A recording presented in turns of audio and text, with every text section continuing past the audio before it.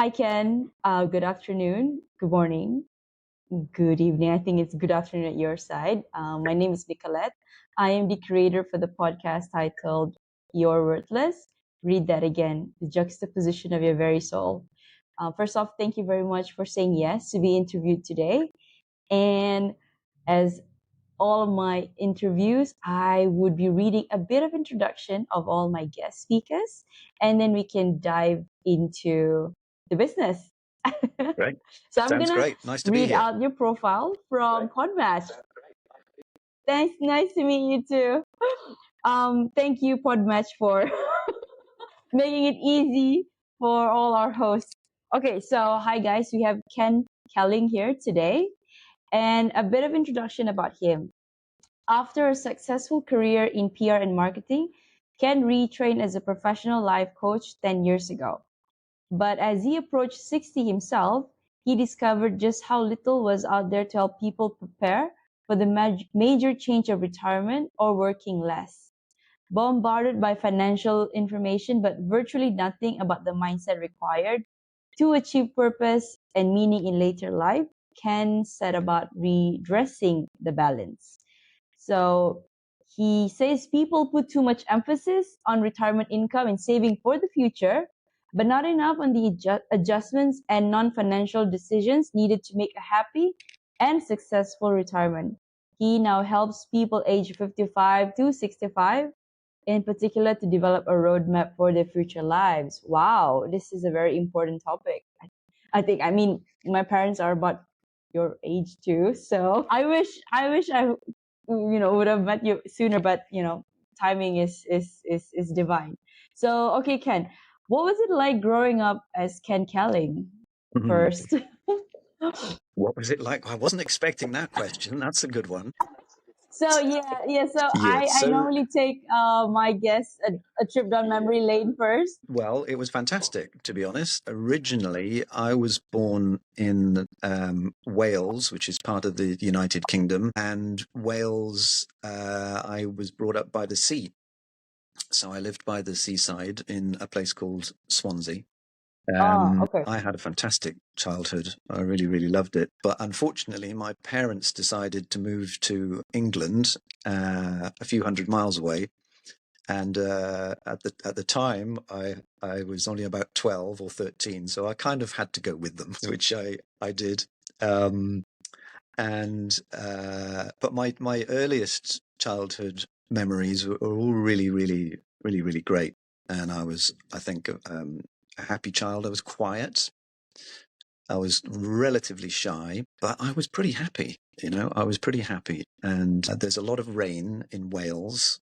So it rained a lot of the time, but it was I just loved living by the sea. There's something really kind of freeing and liberating living by the seaside. And yeah, so I had a great time. So in some ways, kind of being quiet and being a good listener kind of prepared me for later in life when I decided to become a coach, which is all about listening to people and helping them to find their own solutions. So I think in some ways, I found my calling in life a little bit later on from that happy childhood. Right. So what were you doing before transitioning to life coach? Years in What were you? public relations. Yeah.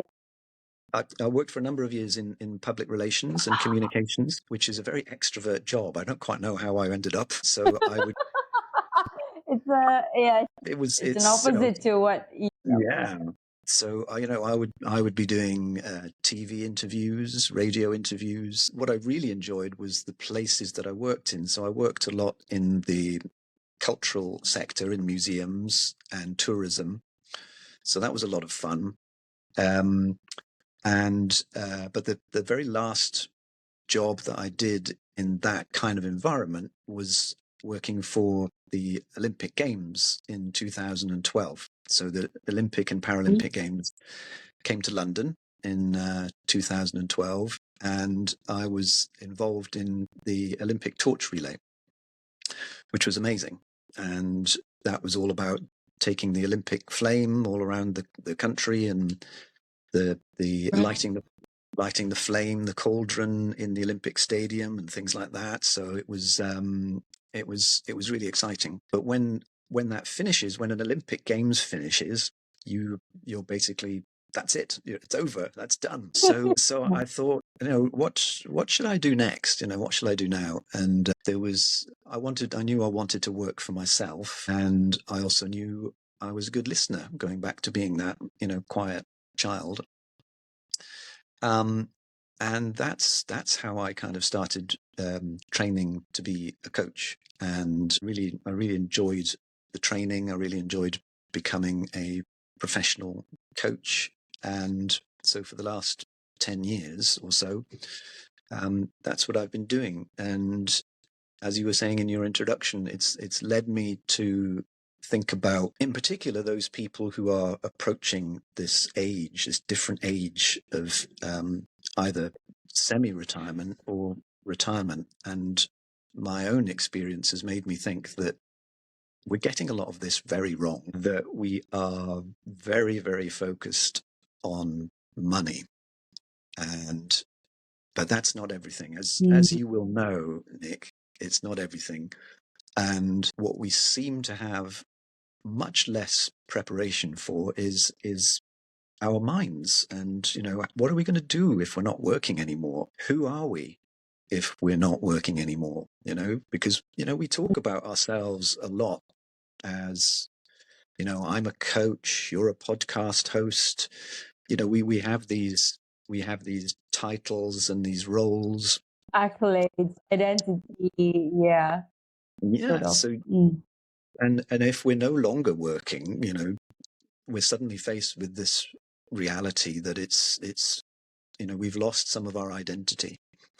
And who is it that we've become, or that we want to become? So, as you were saying in your intro, I think we need some adjustments to this. So it's my interest to help people to plan, not just financially, but mentally as well, for maybe 20, 30 years maybe of retirement. Because without a plan, we might just be drifting. Yeah, because growing up, I've always had this thing between 20 to 30s. It's like, okay, hustle, hustle, hustle for me. And then now I'm early 30s, and it's like, okay, now what?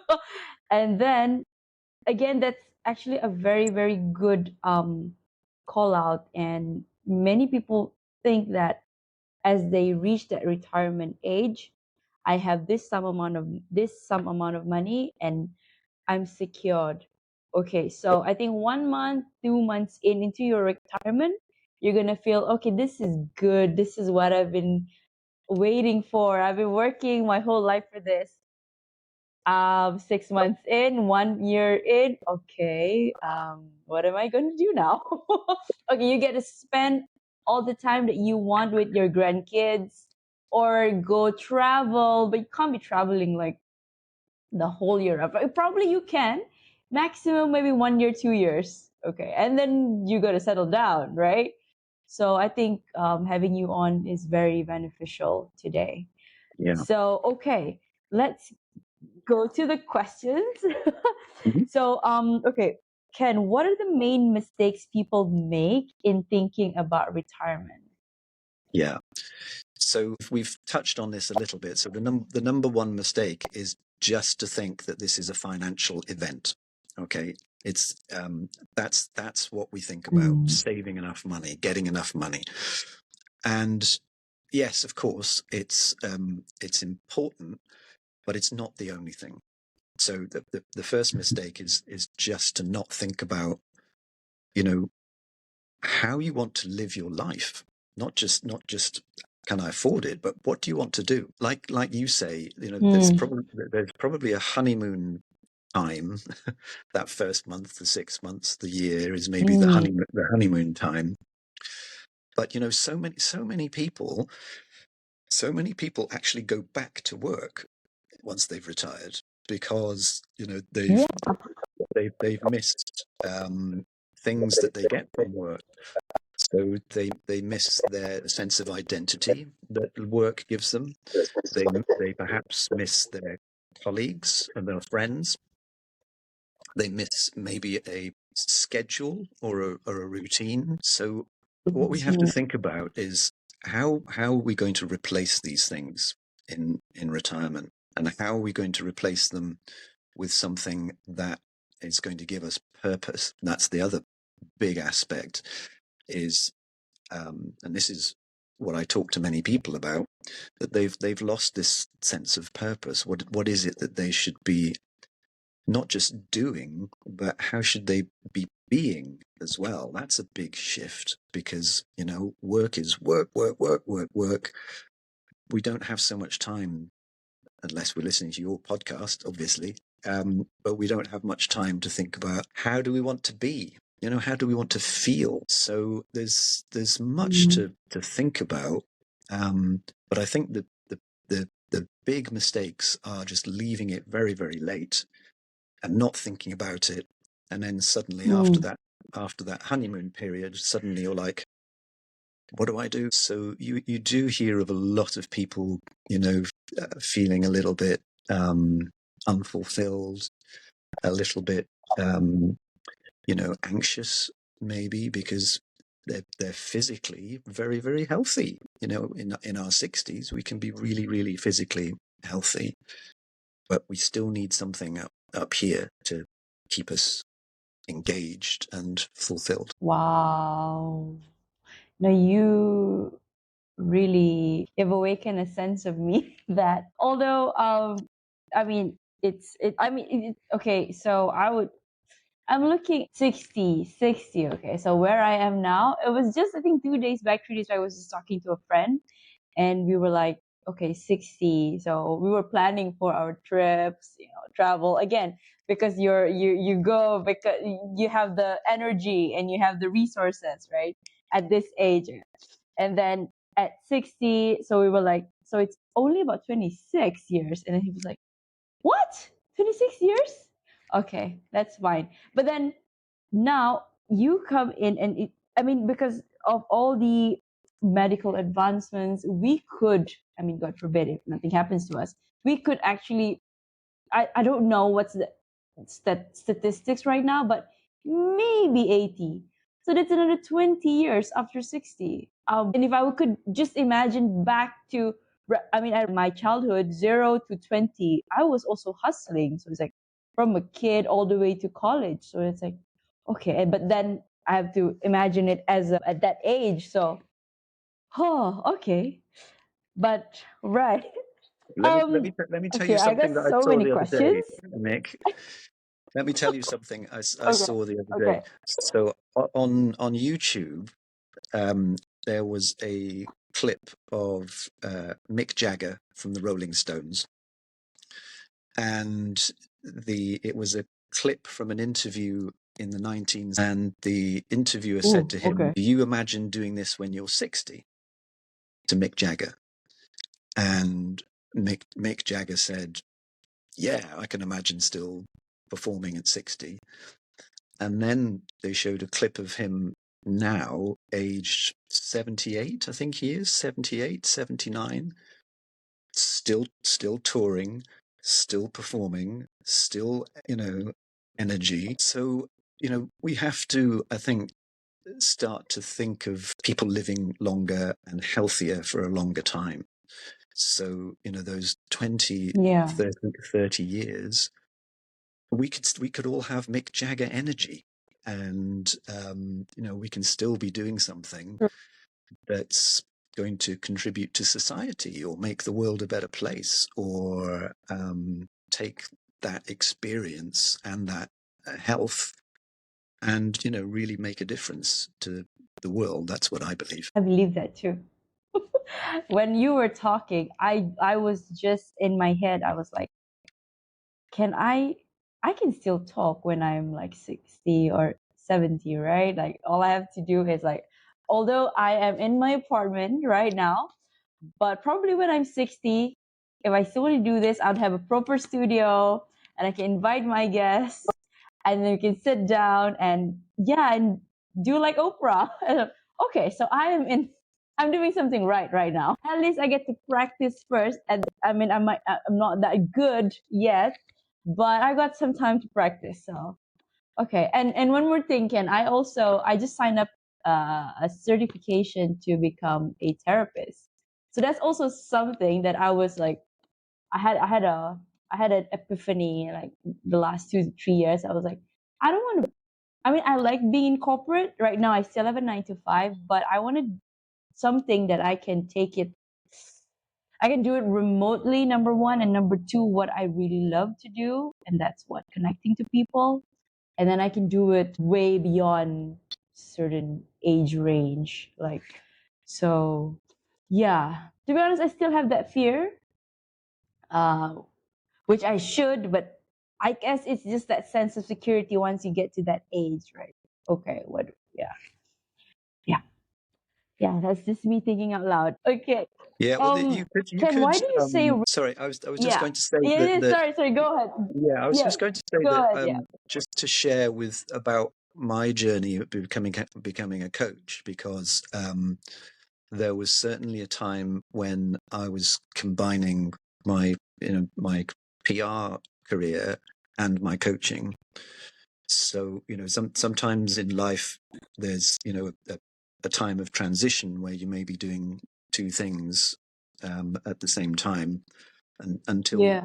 until maybe Yeah. one of them shifts. So it's not often, in my experience, it's not often that someone gives up something overnight and suddenly becomes something different. There's usually a time where Yeah. you're looking at the two things together. So for you, if that's a time of combining your corporate work and your therapy at the same time, that's pretty standard. And it may be that over time the therapy becomes bigger, and maybe you move from part-time perhaps and then to full-time therapy. So these transition moments sometimes take longer than you think, but you're learning all the time as you do. Yeah. You're right. So, Ken, why do you say retirement is considered to be the 10th most stressful Mm, event in one's life? I mean, you just got me curious there. Like, what about the other yeah. nine? Like, what are the other nine? Well, the other nine might be things. Well, moving house is considered a very stressful event. Losing your That's true. job, That's being made redundant, or losing your job can be Mm. stressful. Losing, a loved one, a bereavement. But I think part of the reason that retirement is in that top 10 is some of the things we've been talking about. It can be a shock. It can be a real shock to suddenly not have work. Um, but also, maybe at the same time that you're retiring, maybe you are changing your house. Maybe you have been through a divorce from marriage. Maybe you are losing people because you're getting older, and maybe some of your friends are passing away. But also, you are, now I do talk to people about this, you are closer to your own death than before. So, you know, how how true. how we respond to that and how we think about that idea is really important, because you can either get really, really depressed about it, or you can make a decision to say, I've got 20 years. I want to make the most of them. I want to leave a really great legacy behind me. I want to make a difference. So, it doesn't, thinking about your own mortality doesn't have to be a depressing thought at all. It can actually be an energizer. I mean, I would like to echo that because also I've always thought like, w- I how do I say it's like when we are in our pursuit mode, especially when we're young, and it's all about okay, getting the material things, the income, and everything. But I guess right now it's more about what are we leaving behind. Like, yeah, I always see this often, like on YouTube, on your deathbed. Nobody says, oh, he or she drives a car of such. It's more of, oh, I wish I'd spent more time. I wish I had been happier. I wish I had been, traveling while I can. Yeah, And yeah, I wish I'd so been, I wish I'd been the real authentic me is the other one. I wish I'd been myself. And yes, you know, exactly. yeah. Yeah, And nobody that is says so true. I wish I'd spent more time in the office. Yeah, no, nobody said that. I wish I could have like fixed the formatting on the report that I was supposed to send to, I don't know, Yeah. I wish I'd been better at stakeholders. So Excel. yeah, I wish I'd taken that Microsoft PowerPoint or yeah. But I mean, we laugh about this, but still, people get so caught up in this mundane and whew, this is not talked about enough. And I guess, I mean, just taking the seeing through the lens of your own mortality, because I mean, you don't even have to wait until you're 60, right? Anything can happen. We don't even know Yeah. what tomorrow holds for us. So I mean, I had a personal experience. An ex colleague also. Yeah, it was quite of a shock to me as well. She was 42, and that just really shifted my perspective because I looked up to her before, and to have her gone was wow, Nicolette. So life is not just about what you think is important. It's a Yeah. lot more than that. And what you said about human doing or actually human being, that's why we're called human being. We Yeah. have to be humans, not do. Oh, yeah.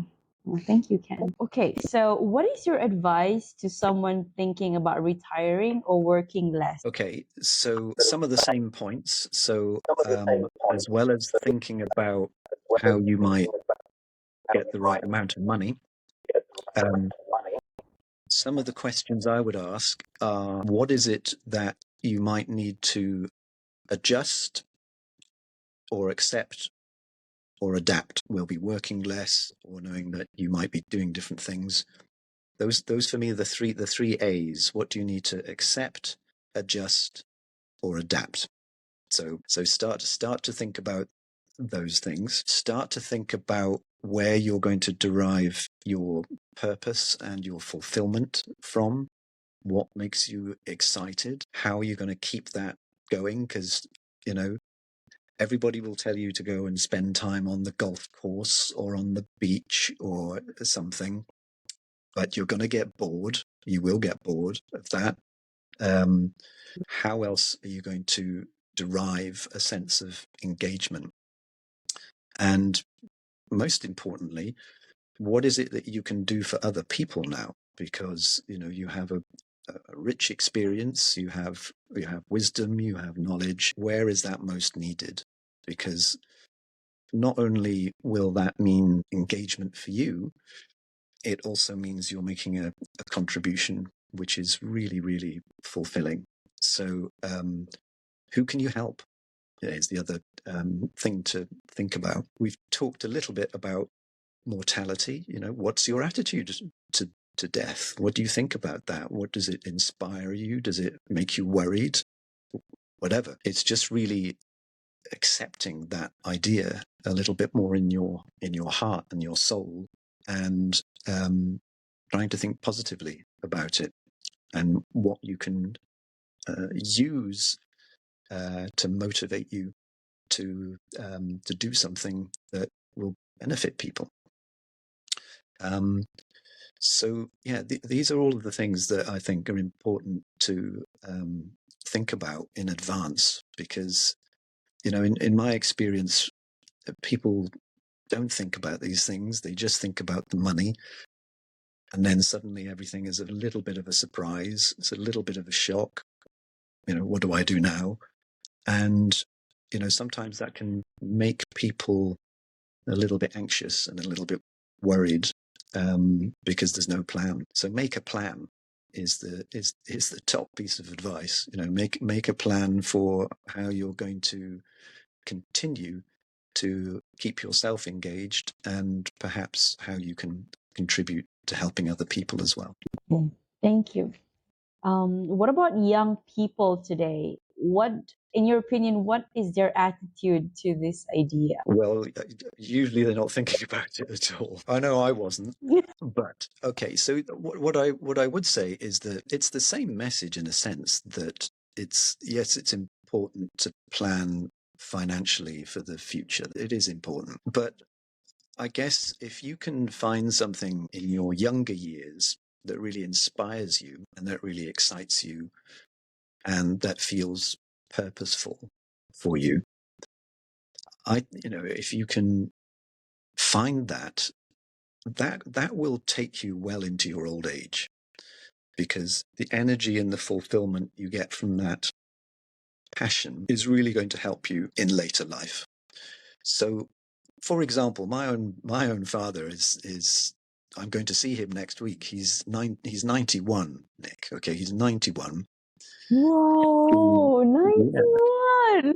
Yeah, he's he was a professor of geology, so he was very academic, and I believe that drive, that passion, that enthusiasm for his subject and what he was always really passionately interested in, I believe that mind has helped him to get to the age that he is, because our brains and our minds are really powerful things. Energy of the mind, then the body will follow. So he's a remarkable person. He still drives. He drives other people to our local church, Nick. Okay, so he's not.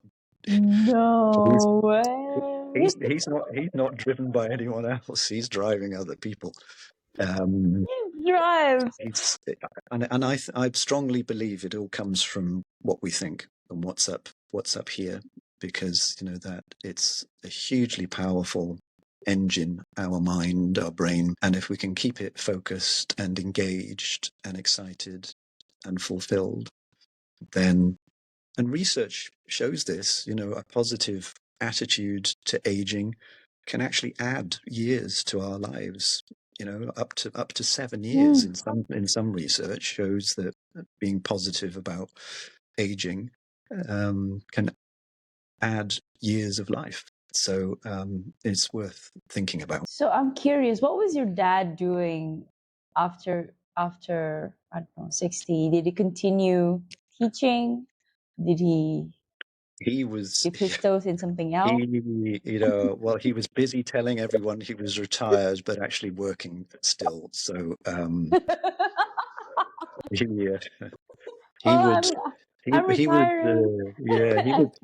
he would mark people's papers, so he was still reading PhD theses, or he was still marking exams.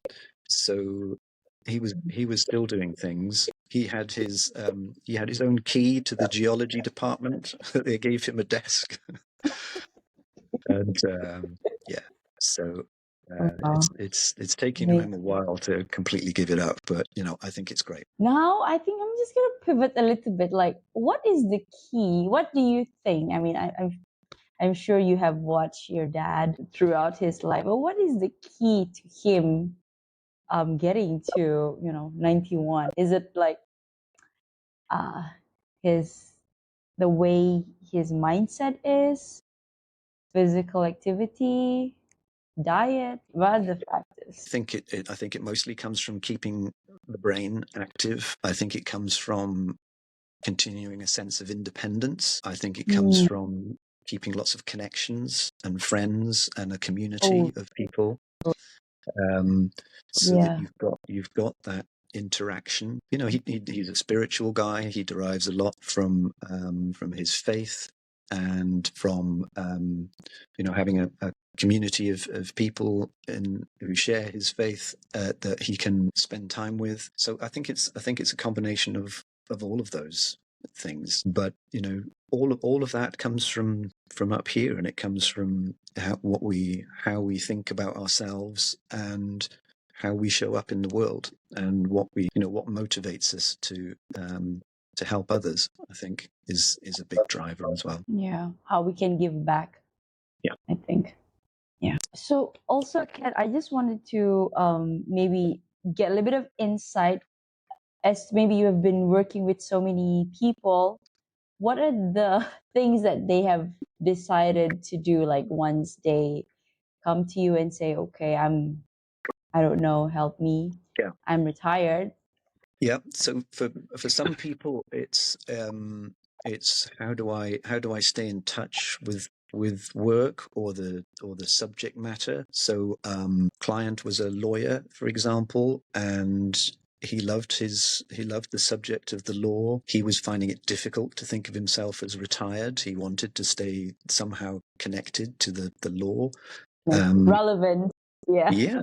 So he wanted to just explore how he could do that without also looking like what he was worried about. He didn't want to look like yesterday's man. He didn't want to look like, someone from the past. He wanted to be relevant. So that's one aspect.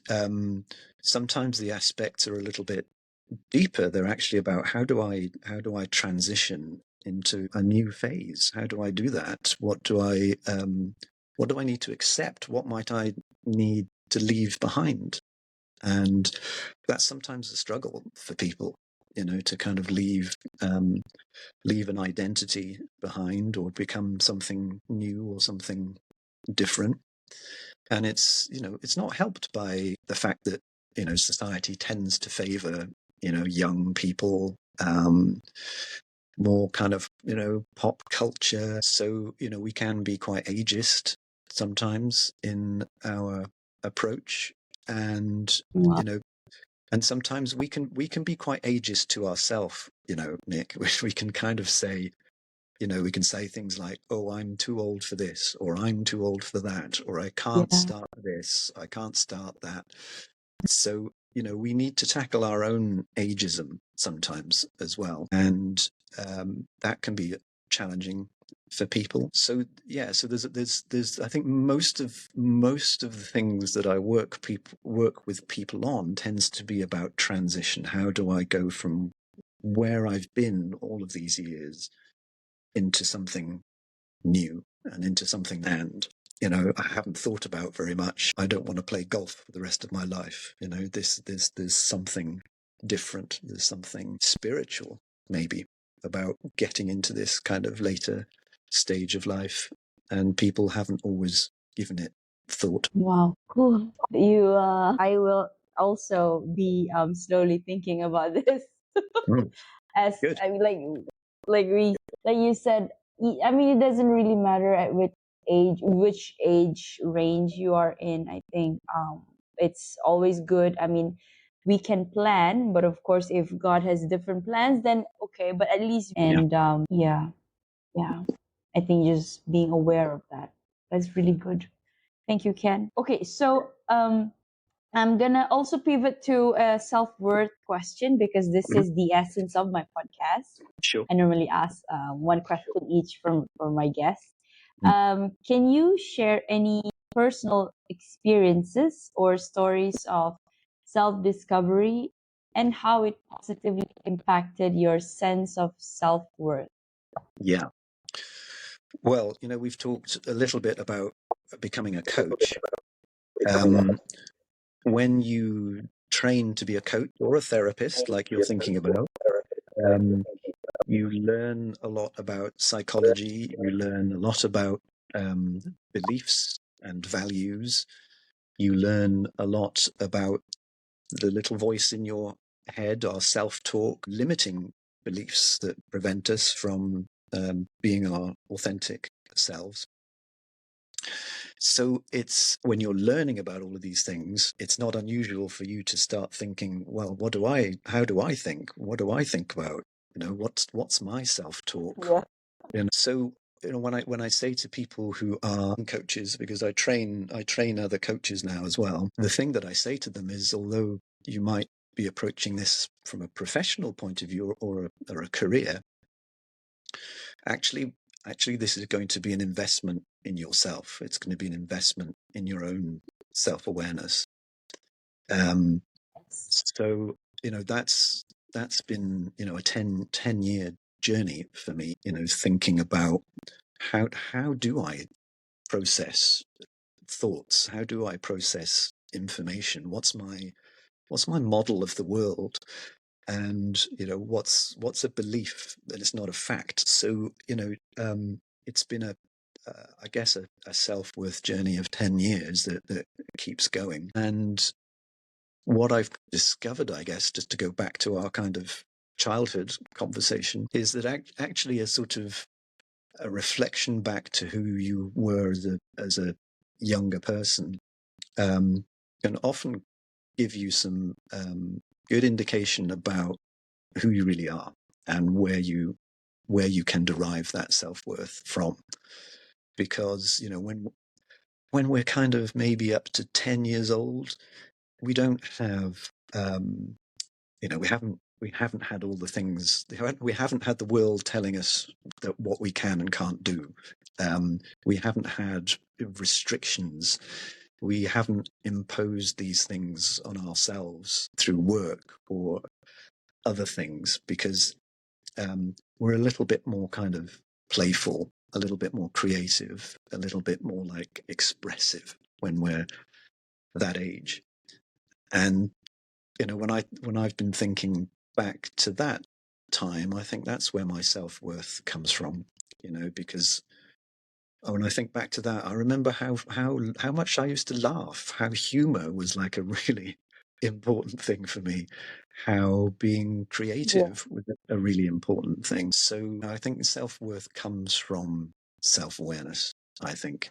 And quite often it's those clues from our early years, from our childhood, that will tell us who we really are. And so if we can define that, tap into it and express it, then yeah, that's the journey, I think, towards self-worth for me. That's really beautiful. Thank you. I had a recollection. I remember when I was a kid, just before kindergarten, I told usually the teachers would ask, okay, write top 3, what do you want to be? And I remember writing, what was it? Policewoman. It was something absurd at the time. Policewoman, teacher, and there was another one.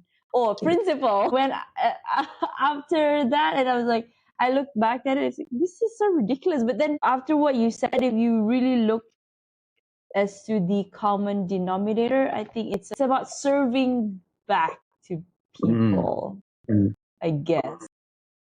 Like principal, okay, in the areas of what? Teaching, maybe coaching as well.